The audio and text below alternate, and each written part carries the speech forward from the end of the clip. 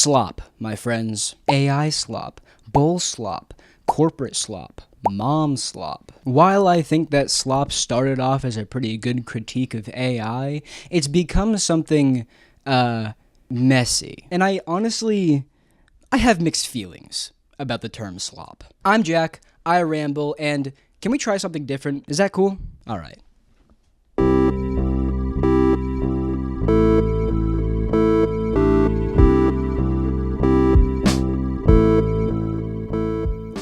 This is where I sat, laid really, throughout most of late 2024, 2025, and watched slop take on a new meaning.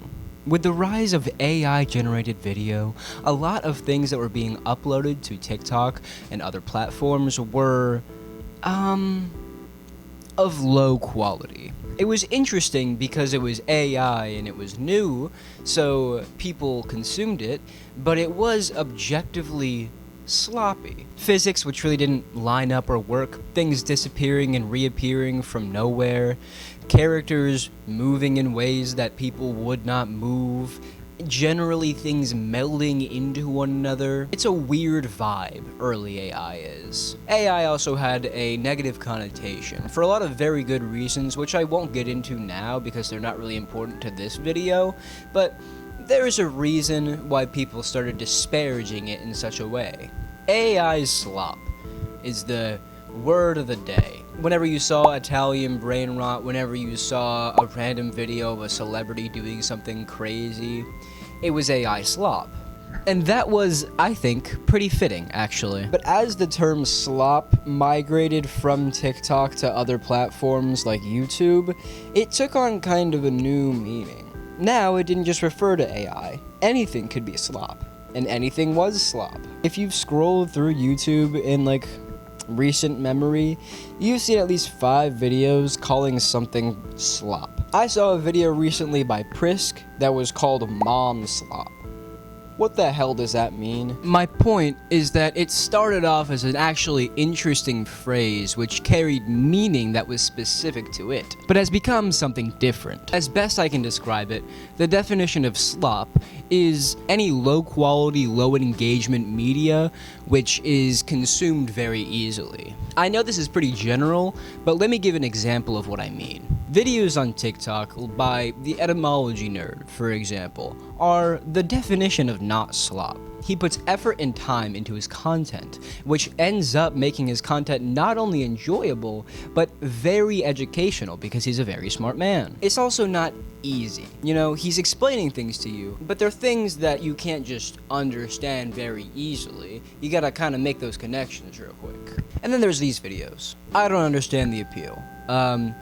But it is very easy. It's something that you can understand like that. It's cats, there's cheating, there's racism. It's very simple, it's very to the point. It plays off of a lot of stereotypes that we very clearly understand. I'll give another example, movies. Adam Sandler is kind of slop. It's kind of slop. Okay, I'm gonna be honest. I don't hate Adam Sandler, but a lot of his movies are very easy to consume. They're very, lowest common denominator. You pop them on, you laugh at a couple jokes, and then you go about your day not really remembering what happened, but knowing that Adam Sandler got with the hottest actress that he could hire. And then there's something like Inception. Esoteric, opaque, confusing, honestly. It's not a bad movie. It's a very good movie, but it is difficult to understand. It leaves you thinking a little bit, you know what I mean? Was it a dream? Was it not? I don't know. That's kind of what I mean, right? Slop is easy content. Oftentimes, it's lower quality. Not always, but oftentimes. And it's just something that you can consume and then go about your day. And here's my hot take about this. I don't think that's necessarily a bad thing.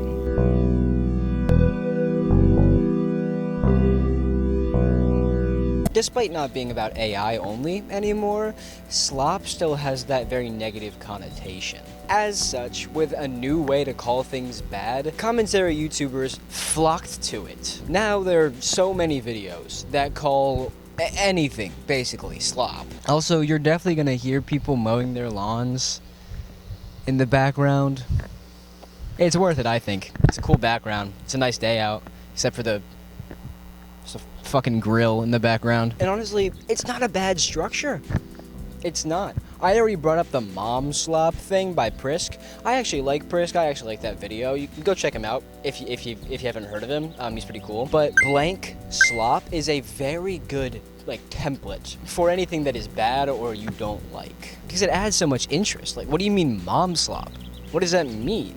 Are you blending my mother up? What's happening? And obviously that intrigue leads to people clicking on the video. I mean, it's good clickbait, man. But that video is a prime example of what I'm talking about when I say I don't know how I feel about the word slop. In it, Prisk talks about a whole bunch of shows that are low effort, low engagement, very easy. He describes them as, you can kind of just throw it on in the background while you're falling asleep on the couch or doing laundry or something, and you can kind of just get the gist of the episode by half listening, you know? Which I think is very accurate. You know, it's a show that you don't really have to put that much effort or thought into. It's not like Breaking Bad where you have to sit down and go, oh, yeah,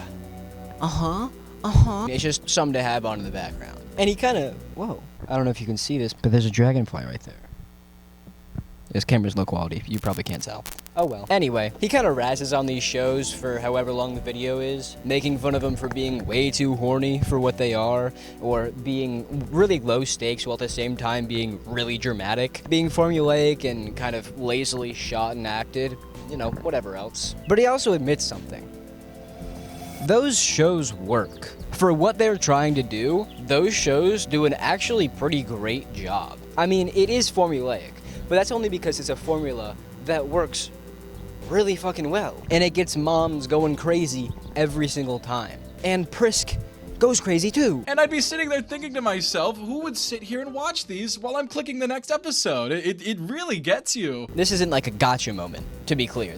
I'm not saying, ha, you think these shows are bad, but you're into them.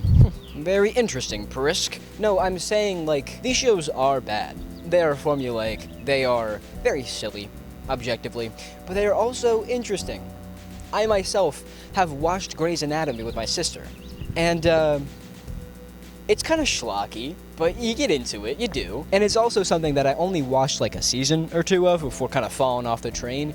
And I found myself not really giving a shit. When the show was on, I could say, fuck Avery. He's so fucking annoying. Can he shut the fuck up? But the second that show's off, whatever, man. I don't care that much. It's this really weird dichotomy where when the show is on, you care about the characters. You do. And you get really into it. But then the second the show's off, you kind of forget everything about him. Hell, I just had to look up the name of the guy who I just talked about. I'm forgetting his name again. Fuck. Honestly, though, that's a strength. A lot of people on YouTube have this, superiority complex. And I'm not saying that Prisk does, but a lot of, video essayists, especially, come off as so fucking pretentious. Because a lot of their videos are this thing is bad, actually. This thing is really good because it makes you think. It's deep, man. Whoa.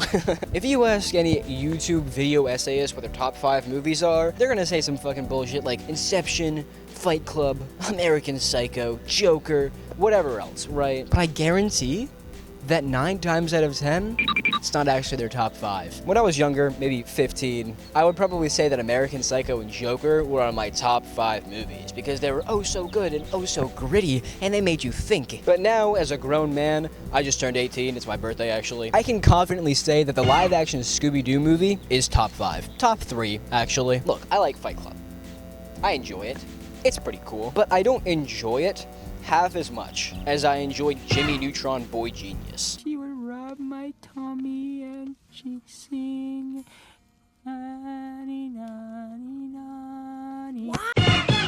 Cause that movie fucking rocks. Sure, on the spectrum of slop, it's way more near an AI cat soap opera than a fucking Goodfellas, but it's more enjoyable, and I think a lot of people feel the same way.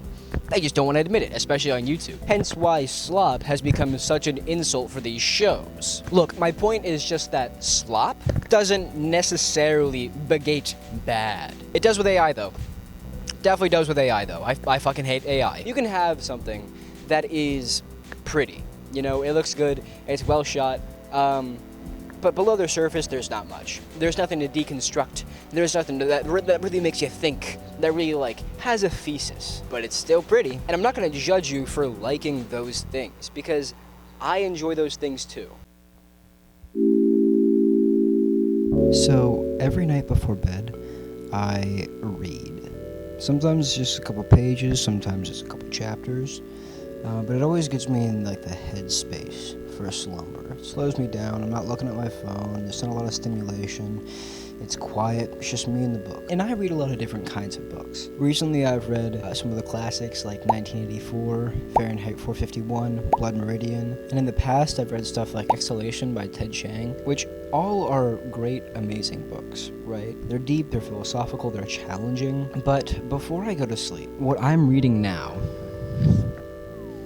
is this. This is My Side of the Mountain, a book in which a kid who lives in New York decides to just go live out in the woods, just kind of on a whim one day. A lot of things in this book are unrealistic and quite frankly don't make a lot of sense. He tans animal hides within the span of one page, which is something that takes months to do and years to learn how to do correctly. He knows how to make fire, catch fish, do leather work and woodwork. He even trains a hawk.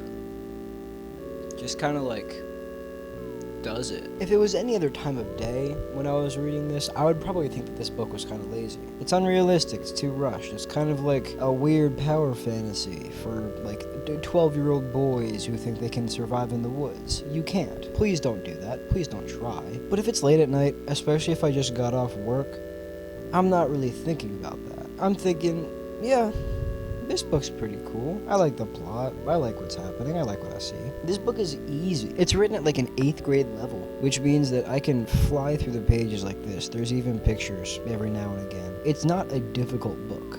You know, I think some people would call it slop, and they wouldn't be wrong. But even if this is considered slop, right, I don't mind reading slop from time to time.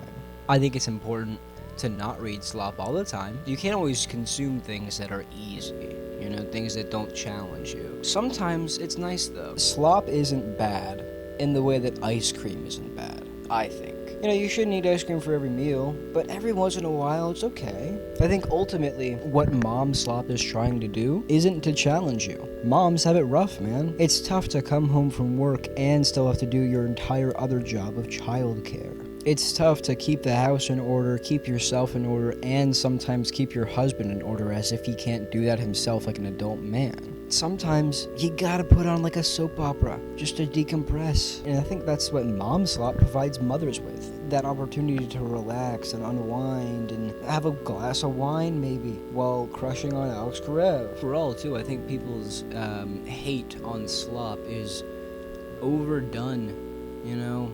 And it comes off as very pretentious. I unironically like the Alvin and the Chipmunks movies.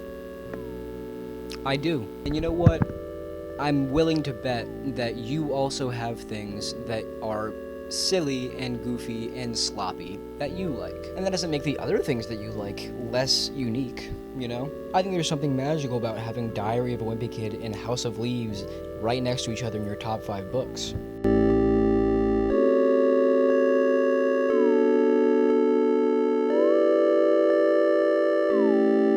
My last video did fucking amazingly.